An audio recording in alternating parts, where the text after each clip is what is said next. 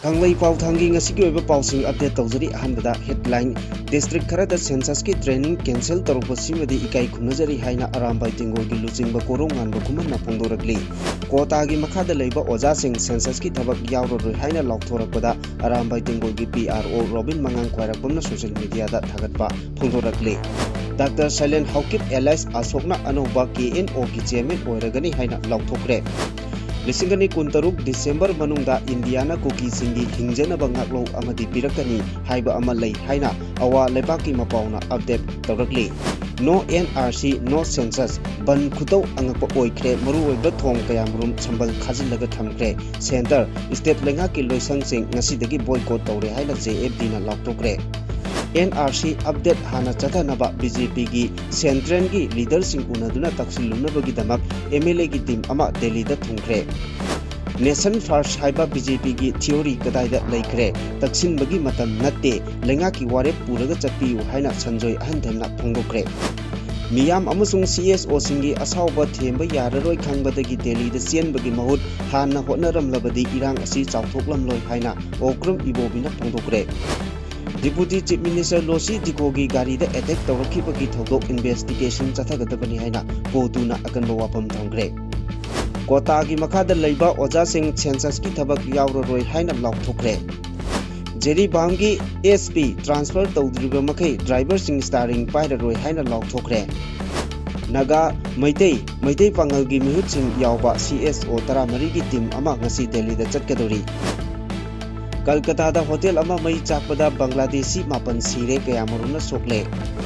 NRC amadi census ki matangda center da taksilunaba MLA kara Delhi da thariba asi yamna tayonaba amani haina senior advocate Khaidem Manina phongdokre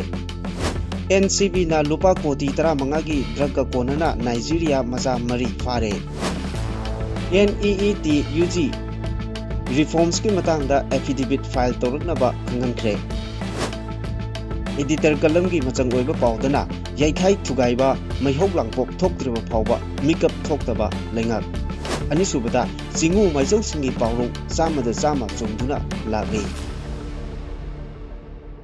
Adomna Hojik Yangberiba channel asi Kanglai Pauthang YouTube channel ni channel asida iramdam amadi mapalamgi maru oiba pau singi update taba amadi yengba phangbigani channel asina pau upload tawrakpa matamda adom-adomgi device da notification uba phangbinaba amadi channel asibu pungning thogatbiba oina sungsoi soidana subscribe tawbiduna bell icon nambiu haijabaga loinana Hojik pausing amuk chandongna pijari mating leiba leader aduga magi makhada leiba MLA singna tasengna lebak asi kallage khallagadi central government yaudраbasu adumak mitop khandokpa deport tawbagi power lei chanariba ILPS nasu adumak yai khara semdok semjin tawraga adubu masi ngamdanaba mitop singna makhal kaya gi irang natraga lan thohalakani government thugaina ba honarakani maduda miyam amadi leiriba government adu chap manana leiminabagi mathau amatai XCM Birena khara advance oisinkiba amadi miyamna mamut tana khangba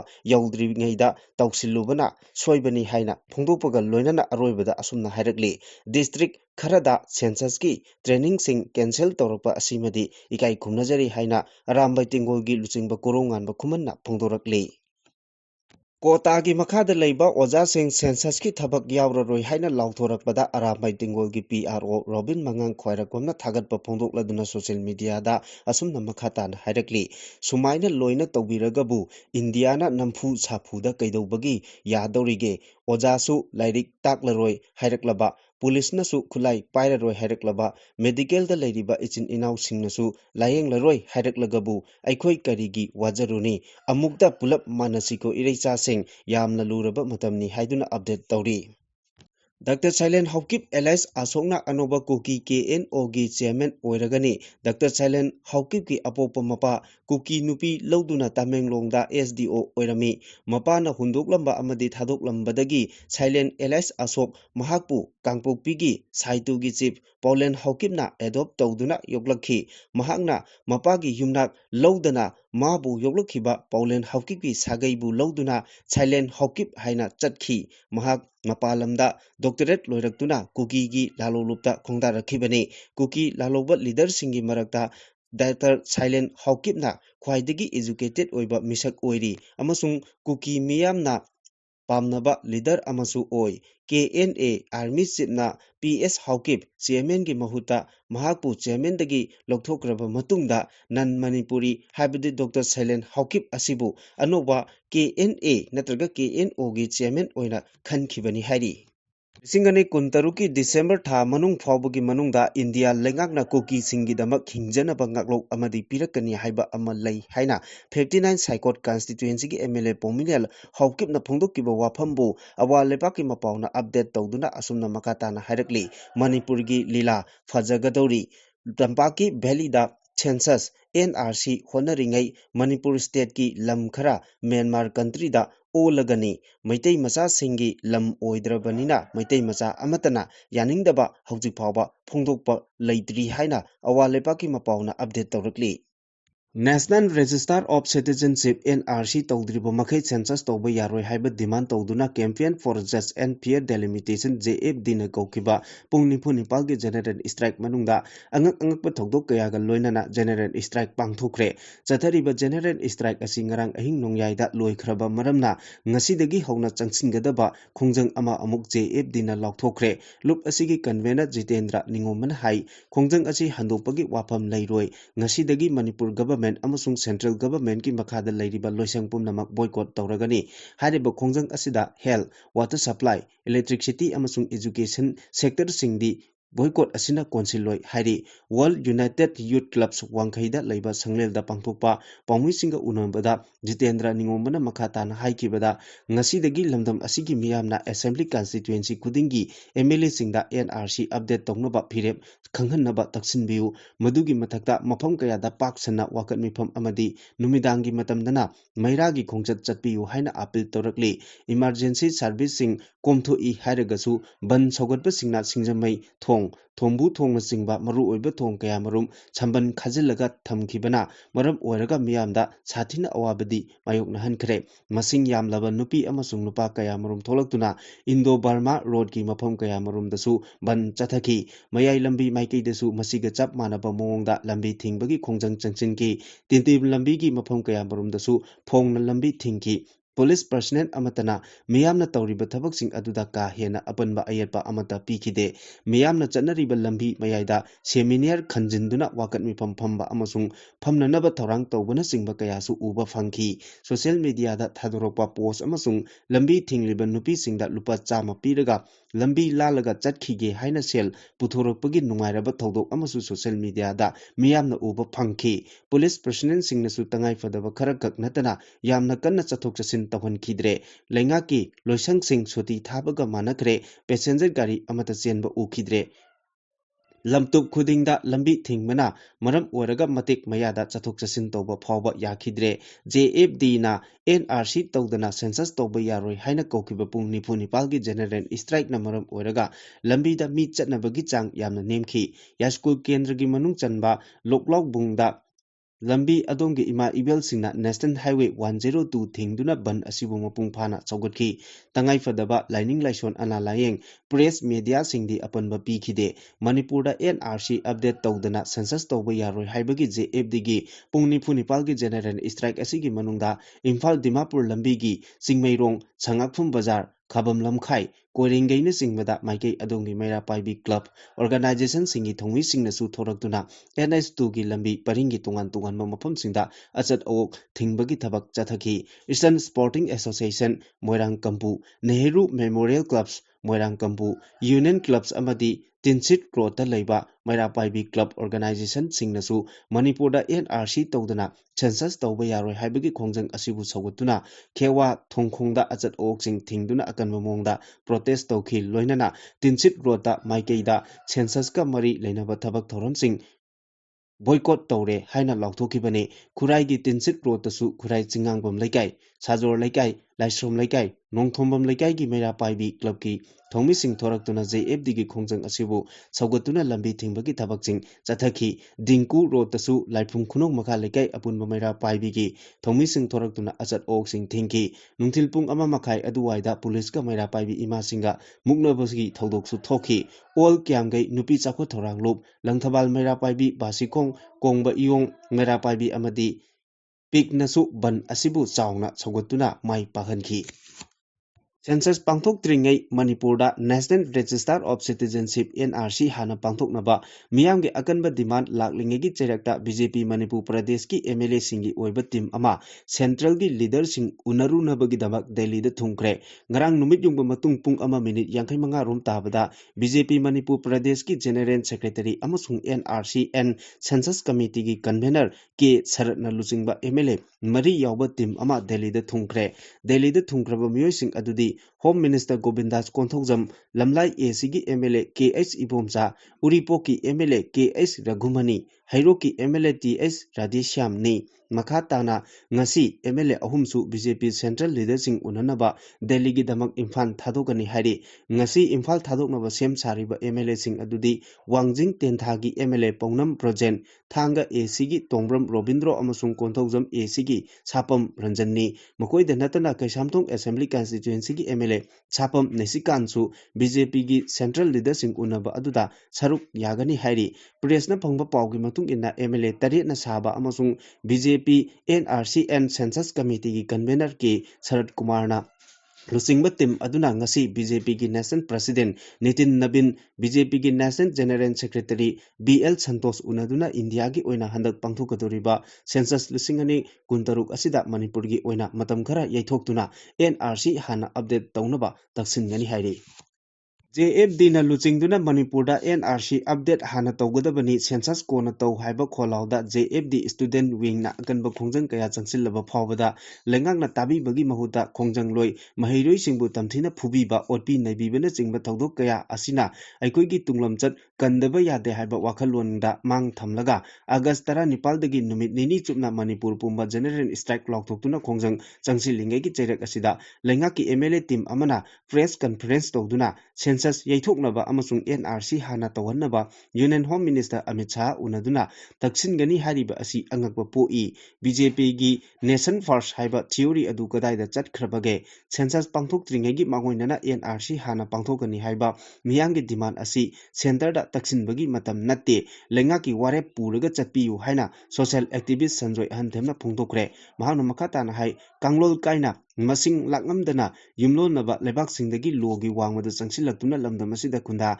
leita sinduna lesinkraba illegal immigrant sing mapung phana khandokkiba yanaba amasung magi maramda hankiba yanaba 1958 da base year oiraga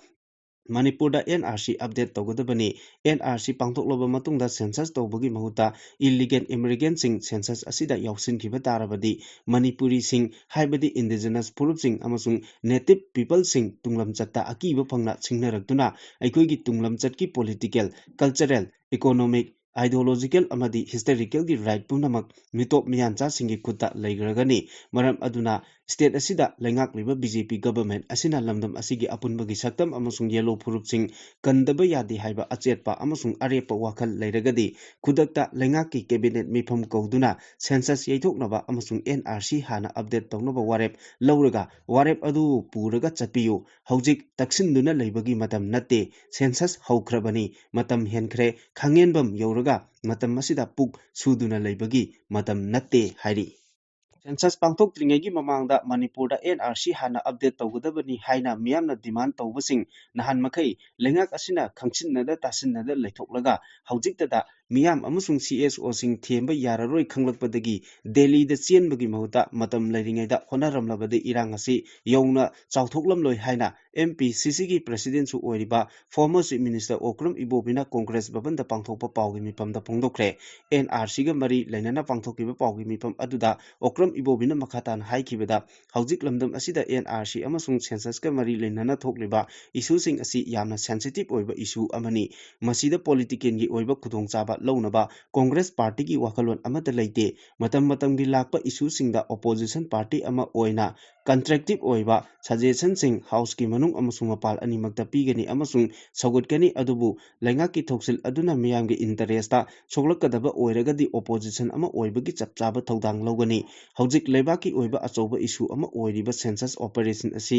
Ministry of Home Affairs ki makada Chathabani, Hokiba Sahi Singani Kulumdogi, me Ahumdagi Lamdom Asida Tokiva, Libak Tiba, Kanluki Irang Asina, Maram Orega Mio Lissing, Humpu Hena, Lanjena Duna Hozik, Relief Camps in the Sangza Pamlo Duna Lady Bani, Manipurgi Hozik Oriba Pibum Asida Censuski Operation, Satagadoriba Asi, Mato Karamano, Haibo Wahangso Hanglagli.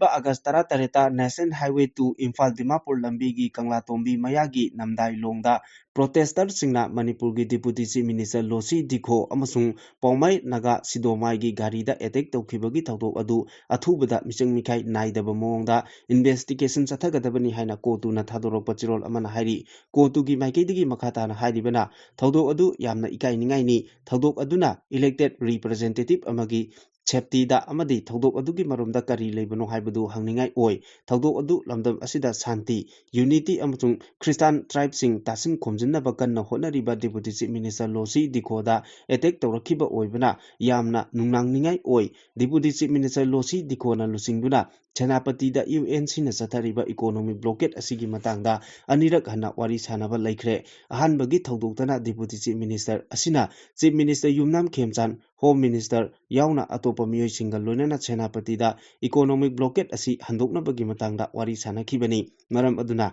attack asida chenari bamiyoi sing adu faduna logi oiba matik chaba chairak pigadabani thodok asigi matangda Liangmai Naga Council gi maikaidagi sengdok warol pikhiba adugi matangda wahang kaya hangladuna Paumai Naga Sidomai ki gari adu Deputy Chief Minister Nemcha Kipgen gini haina lana lobudagi chathakibani haina phongdokiba adubusu yaningdaba phongdorakli Nemcha Kipgen asi matik chaba khudam changtam amata leitana Lankada misi mina thokiba thodok aduga mari leina halakpa asi yaningde asigumba allegation asigi matangda matik chaba investigation chathagadabani Kamjong district ki Phungyar asigi manung channa leiba Lancha Kotu amasung Formel Khul Mai Thakiba Thodok adugi matangdasu investigation chathagadabani thodok adu local MLA Laisio ga mari lainabra natraga ningtina plan tawraga chathagibra haibadu thijingadabani hairi Mikok Thibagi Thabak Holdringaida Manipur National Register of Citizenship NRC Hana update Tobiu Haina Kongjang Changsiliba CSO Singa Lenga Kayanaba Ama Puraktriba Pawba Oza Sing Census Ka Mari Lenaba Thabak Amata Yauroi Haina Council of Teachers Association Kotana Thadok Pachirol Amana Phongdorakli Association Asigi Co Convener L Jugindro S Joy Shankar Amasung Sheikh Rizauddin Sahana Thadorok Pachirol Amagi Matung Inna Census Ki Enumerator Amadi Supervisor Oina Thodang Chinara Laba Ojasing training yawda kudong chataba kaya marum mayoknari lengaki yathang matung inna training yawba chatpada athingma pirakpana ningba kainingai oiba phibam mayoknari lengakna CSO singa yachinnaba puraktriba phawba Ojasing census ki thabakta yawroroi amaromda lilongi oinadi supervisor enumerator amadi field trainer singidamak training pangthoklaroi haina SDO lilongna thadokpa chirol amana phongdorakli District ki SP na Imphal Jiribam Lambida Port Puriba truck driver sing minungsi amata yaudana ot pire mahak hek lokthok triba makai steering paidabagi kongjang changsinba hokre Transporters and Drivers Council gi President Hijam Ranjitna Paumi singda hai lambi asida miyam gi tangai fadaba polam sing puduna chaliba gari singdagi Jerighat Jiribam Police Station Lengangpokpi amasung CDO gi kangbuna sel laure haiduna Manipur lengakta wakat khiba laikre wakat adugi matung tarakpada SP asina driver singda ot pa naiba horakhi matam amada lengang na thokiba truck amana ton kunmari dagi hena puba yade haiba chanakidraba chirol ama puthoraklaga overload oire chechang sude haibana singba kaya driver sing khangma ngamdre Hangin Bridge Leiringai Matamda Thokiba order adu police na pairaga chalan kakpana singma chatharakliba asina state asida pochai phangdabagi maman wangkhalakpagi chaitheng miyamda chauna mayoknagadore maram aduna All Jiri Drivers Union Assam ki transporter sing pulap khuchamnaraga ngarangdagi steering paidabagi khongjang haure ASP na sizinariba private vehicle singi driver singbu lokthokle masi phawbada tadragadi Manipurda chenba gari sing leplagani hairi CSO Taramari Kanglepak Naga amasung Meitei Pangal Community gi leadership yauba mioi tarana saba mihut kangbu ama ngasi New Delhi da chatuna Manipur da illegal immigrant sing khanduklaga delimitation gi thabak chathanaba gi matangda kadai fawwa central government na kari toba ngamgani haibagi matangda takshilluragani haina CSO Taramari Kanglepak ki convener nahakpum santana phungdokre tongan furuki luchingba sing yauraga pangthokiba pawgi mifam amada santana makhatana haikibada MLA gi team ama Delhi da chatuna NRC gi matangda luchingba singda taksingani haibasi afaba kongthangni haina lawi loinana apunba community kaya gi luchingba sing yauraga ngasi chatkadoriba asida unagadoriba luchingba singi list amasu Manipur gi CM yauna Home Minister da pisinkiba leire adubu Delhi da kem tawduna leigadoriba mihut kangbu asina unananaba masigi chapchaba appointment piraktrabadi makoi gi office singda force landing toksinaba phirep lei haiki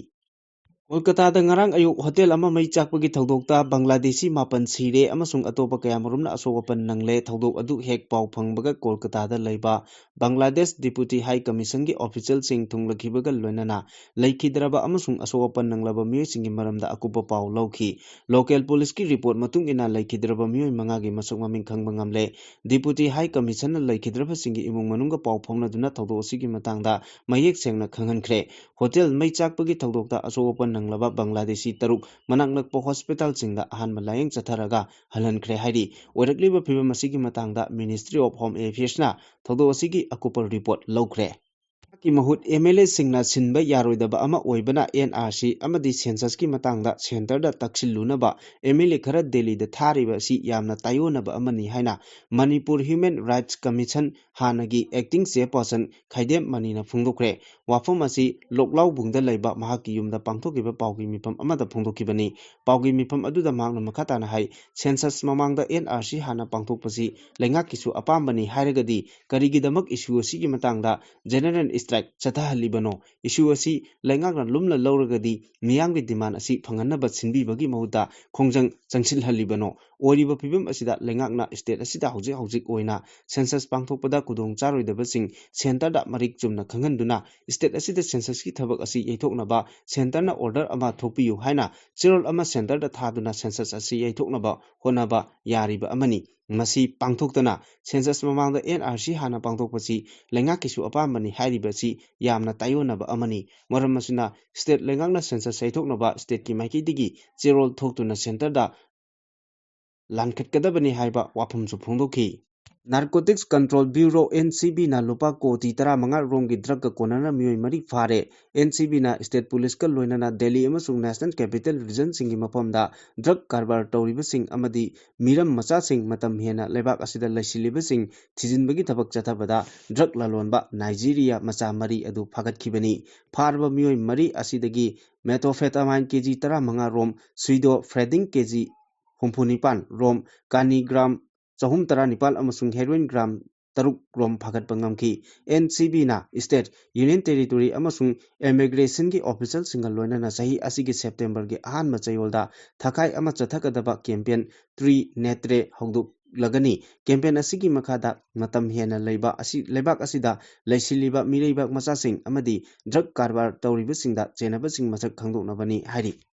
National Eligibility Cum Entrance Test Undergraduate NEET UG gi phibam phagat hanabagi matangda Radhakrishnan Committee na pikiba recommendation ga mari lenana center na local pathabak thoron singa mari lenana sayol ahum gi manungda affidavit file tawrakadabani haina Supreme Court na khangankre National Testing Agency na loba examination asigi mong mataw nongna semdok sadokna bagi matangda file tawrakwa petition sing Supreme Court na hearing chathaduna laki Kanglol chumna exam pangthokpa yahanabagi pandamda semkiba Radhakrishnan Committee na tongan wafam kaya lengaki mafamda thamlakibani hearing chatharingeida center gi maikeida lepkiba Solicitor General Tushar Mehta na hai hojik chatnariba NEET gi system da asoiba amata leite adubu karigumba matamda kanagumba mioi kharana aranba thong chatharakpadagi question leak oibagi thawdok thokibani hairi Makha tarakpada editor kalamgi machang oiba pau amuk lokhatchari yekhai thugaiba mahau langpok thoktriba pauba mitkap thoktaba lengak democracy chatpa lebakta lengak longi thogai pangba singna ꯃꯤꯌꯥꯝꯒꯤ ꯏꯍꯨꯜ ꯈꯪꯅ ꯈꯣꯡ ꯊꯥꯡꯒꯗꯕꯅꯤ꯫ ꯃꯤꯌꯥꯝꯒꯤ ꯑꯅꯤꯡꯕ ꯑꯄꯥꯝꯕ ꯑꯃꯗꯤ ꯑꯋꯥꯠꯄꯁꯤꯡ ꯈꯪꯅ ꯂꯩꯉꯥꯛꯂꯣꯜꯒꯤ ꯊꯧꯒꯥꯏ ꯄꯥꯡꯗꯅ ꯗꯦꯃꯣꯀ꯭ꯔꯦꯁꯤꯒꯤ ꯃꯄꯨꯡ ꯐꯥꯕ ꯋꯥꯍꯟꯊꯣꯛ ꯂꯩꯍꯜꯂꯣꯏ꯫ ꯃꯤꯌꯥꯝꯒꯤ ꯃꯤꯍꯨꯠꯅ ꯂꯩꯉꯥꯛꯂꯣꯜꯒꯤ ꯊꯧꯒꯥꯏ ꯄꯥꯡꯕ ꯃꯇꯝꯗ ꯃꯤꯌꯥꯝꯒꯤ ꯃꯥꯌꯣꯛꯇ ꯂꯩꯔꯕꯗꯤ ꯂꯩꯉꯥꯛ ꯑꯗꯨ ꯅꯝꯐꯨ ꯍꯥꯐꯨ ꯍꯥꯏꯕꯗꯤ ꯗꯤꯛꯇꯦꯛꯇꯔꯁꯤꯞꯀꯤ ꯂꯩꯉꯥꯛꯀ ꯄꯥꯡꯀꯛꯅꯤ ꯑꯃꯗꯤ ꯃꯤꯌꯥꯝ ꯑꯅꯤꯒꯤ ꯃꯔꯛꯇ ꯃꯨꯛꯅꯕꯒꯤ ꯊꯧꯗꯣꯛ ꯋꯥꯊꯣꯛꯁꯤꯡꯅ ꯃꯔꯝ ꯑꯣꯏꯔꯒ ꯂꯩꯕꯥꯛ ꯑꯗꯨ ꯆꯥꯎꯈꯠꯄꯒꯤ ꯃꯥꯏꯀꯩꯗ ꯈꯨꯃꯥꯡ ꯆꯥꯎꯁꯤꯟꯕ ꯉꯝꯗꯕꯒꯤ ꯃꯊꯛꯇ ꯁꯦꯟꯃꯤꯠꯂꯣꯟꯒꯤ ꯐꯤꯕꯝ ꯐꯠꯇꯕꯒꯤ ꯑꯋꯥꯕꯁꯤꯡ ꯌꯥꯝꯅ ꯃꯥꯌꯣꯛꯅꯒꯜꯂꯤ꯫ ꯃꯤꯌꯥꯝꯒꯤ ꯂꯩꯉꯥꯛ ꯍꯥꯏꯕꯁꯤ ꯂꯩꯉꯥꯛꯂꯣꯟꯒꯤ ꯆꯨꯛꯂꯤ ꯄꯥꯏꯔꯤꯕ ꯂꯣ ꯃꯦꯀꯔ, ꯂꯦꯖꯤꯁꯂꯦꯆꯔ, ꯑꯦꯛꯖꯤꯀ꯭ꯌꯨꯇꯤꯚ ꯑꯃꯗꯤ ꯖꯨꯗꯤꯁꯤꯌꯔꯤꯒꯤ ꯃꯔꯛꯇ ꯑꯟꯗꯔꯁꯇꯦꯟꯗꯤꯡ ꯑꯃꯁꯨꯡ ꯀooperation ꯂꯩꯅ ꯊꯧꯒꯥꯏ ꯄꯥꯡꯒꯗꯕꯅꯤ꯫ ꯍꯥꯏꯔꯤꯕ ꯌꯨꯝꯕꯤ ꯃꯈꯣꯡ ꯑꯍꯨꯝ ꯑꯁꯤꯒꯤ ꯃꯔꯛꯇ ꯏ ꯄꯥꯎ ꯐꯥꯎꯅꯗꯅ ꯃꯥꯒꯤ ꯑꯅꯤꯡꯕ ꯑꯄꯥꯝꯕꯗ ꯇꯧꯅꯤꯡꯕꯗ ꯃꯅꯤꯡ ꯇꯝꯅ ꯇꯧꯅꯕ ꯇꯥꯔꯕꯗꯤ ꯂꯩꯉꯥꯛ ꯑꯗꯨ ꯀꯥꯡꯈꯣꯡ ꯆꯥꯏꯅꯕꯒꯤ ꯃꯔꯝ ꯑꯣꯏꯍꯜꯂꯤ꯫ ꯑꯐꯕ ꯂꯩꯉꯥꯛ ꯒꯨꯗ ꯒꯕꯔꯅꯥꯟꯁ ꯍꯥꯏꯕꯁꯤ ꯂꯩꯉꯥꯛ ꯑꯃꯁꯨꯡ ꯃꯤꯌꯥꯝ ꯑꯅꯤꯒꯤ ꯃꯔꯛꯇ ꯑꯐꯕ ꯃꯔꯤ ꯂꯩꯅꯕ ꯑꯗꯨꯕꯨ ꯈꯪꯅꯩ꯫ ꯏꯟꯗꯤꯌꯥ ꯑꯁꯤ ꯃꯥꯂꯦꯝꯒꯤ ꯂꯩꯕꯥꯛꯁꯤꯡꯒꯤ ꯃꯅꯨꯡꯗ ꯈ꯭ꯋꯥꯏꯗꯒꯤ ꯆꯥꯎꯕ ꯗꯦꯃꯣꯀ꯭ꯔꯦꯁꯤ ꯆꯠꯄ ꯂꯩꯕꯥꯛꯅꯤ ꯍꯥꯏꯅ ꯁꯤꯡꯊꯥꯅꯔꯤ꯫ ꯑꯗꯨꯕꯨ ꯂꯩꯕꯥꯛ ꯑꯁꯤꯒꯤ ꯑꯔꯣꯏꯕ ꯕꯣꯔꯗꯔ ꯁ꯭ꯇꯦꯠ ꯃꯅꯤꯄꯨꯔ ꯃꯤꯌꯥꯝꯒꯤ ꯂꯩꯉꯥꯛ ꯂꯩꯔꯕꯔꯥ ꯂꯩꯉꯥꯛ ꯑꯃꯁꯨꯡ ꯃꯤꯌꯥꯝ ꯑꯅꯤꯒꯤ ꯃꯔꯛꯇ ꯑꯐꯕ ꯃꯔꯤ ꯂꯩꯇꯕꯒꯤ ꯃꯃꯤꯗꯤ ꯆꯥꯎꯅ ꯇꯥꯔꯤ꯫ ꯂꯩꯉꯥꯛ ꯑꯃꯁꯨꯡ ꯃꯤꯌꯥꯝ ꯑꯅꯤꯒꯤ ꯃꯔꯛꯇ ꯌꯥꯝꯅ ꯇꯣꯏꯅ ꯃꯨꯛꯅꯕ ꯊꯣꯛꯇꯨꯅ ꯂꯩꯉꯥꯛꯀꯤ ꯊꯧꯑꯣꯡ ꯊꯧꯁꯤꯜꯁꯤꯡꯒꯤ ꯃꯥꯌꯣꯛꯇ ꯖꯦꯅꯔꯦꯜ ꯁ꯭ꯇ꯭ꯔꯥꯏꯛ, ꯕ꯭ꯂꯣꯀꯦꯗꯅꯆꯤꯡꯕ ꯄ꯭ꯔꯣꯇꯦꯁꯠꯀꯤ ꯋꯥꯊꯣꯛ ꯂꯥꯟꯊꯣꯛ ꯈꯨꯔꯛ ꯍꯥꯡꯗꯅ ꯊꯣꯛꯂꯤꯕ ꯑꯁꯤ ꯂꯩꯉꯥꯛ ꯑꯃꯁꯨꯡ ꯃꯤꯌꯥꯝ ꯑꯅꯤꯒꯤ ꯃꯔꯛꯇ ꯑꯐꯕ ꯃꯔꯤ ꯂꯩꯇꯕꯒꯤ ꯃꯌꯦꯛ ꯂꯥꯔꯕ ꯈꯨꯗꯝ ꯑꯃꯅꯤ꯫ ꯁ꯭ꯇꯦꯠ ꯑꯁꯤꯗ ꯃꯇꯝ ꯃꯇꯝꯒꯤ ꯂꯩꯉꯥꯛꯂꯣꯜ ꯄꯥꯏꯔꯛꯈꯤꯕ ꯂꯦꯖꯤꯁꯂꯦꯆꯔꯁꯤꯡꯅ ꯃꯈꯣꯏ ꯃꯤꯌꯥꯝꯅ ꯃꯤꯈꯜ ꯄꯥꯡꯊꯣꯛꯇꯨꯅ ꯈꯜꯂꯛꯈꯤꯕ ꯃꯤꯍꯨꯠꯁꯤꯡꯅꯤ꯫ ꯃꯤꯌꯥꯝꯅ ꯌꯥꯗ꯭ꯔꯕꯗꯤ ꯂꯩꯉꯥꯛꯂꯣꯟꯒꯤ ꯊꯧꯒꯥꯏ ꯄꯥꯡꯕ ꯉꯝꯂꯣꯏ ꯍꯥꯏꯕꯗꯨ ꯀꯥꯎꯊꯣꯛꯇꯨꯅ ꯃꯤꯌꯥꯝꯗꯒꯤ ꯐꯝꯅ ꯍꯦꯟꯅ ꯂꯨꯝꯅ ꯂꯧꯕꯒ ꯂꯣꯏꯅꯅ ꯃꯤꯌꯥꯝꯕꯨ ꯀꯔꯤꯁꯨ ꯂꯩꯇꯅ ꯂꯧꯗꯨꯅ ꯐꯦꯚꯔꯇꯤꯖꯝ, ꯅꯦꯄꯣꯇꯤꯖꯝ ꯑꯃꯁꯨꯡ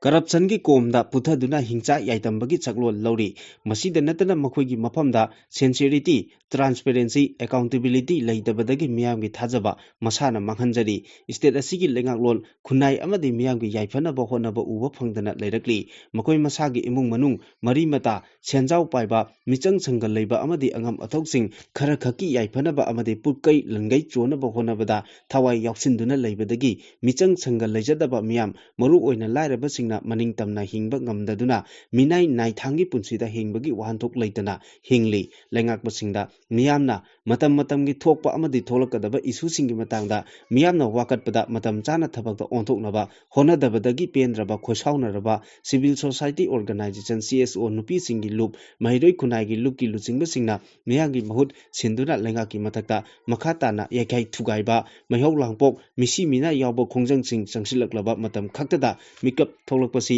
ꯇꯥꯠꯀꯤ ꯊꯧꯑꯣꯡ ꯇꯧꯔꯤꯕ ꯃꯈꯩ ꯂꯝꯗꯝ ꯑꯁꯤꯅ ꯀꯩꯗꯧꯅꯨꯡꯗ ꯇꯪꯗꯨ ꯂꯩꯇꯥꯕ ꯑꯃꯗꯤ ꯆꯥꯎꯈꯠꯄ ꯄꯨꯔꯛꯄ ꯉꯝꯂꯣꯏ꯫